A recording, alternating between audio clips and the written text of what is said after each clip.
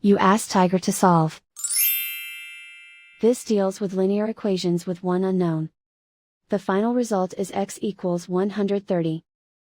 Let's solve it step by step. Swap sides. Group all constants on the right side of the equation. Subtract 4 from both sides. Simplify the arithmetic.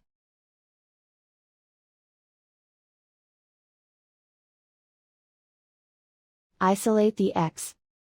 Multiply both sides by inverse fraction 5/1.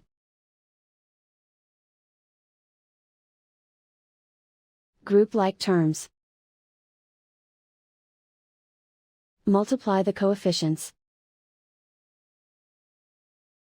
Simplify the fraction. Simplify the arithmetic.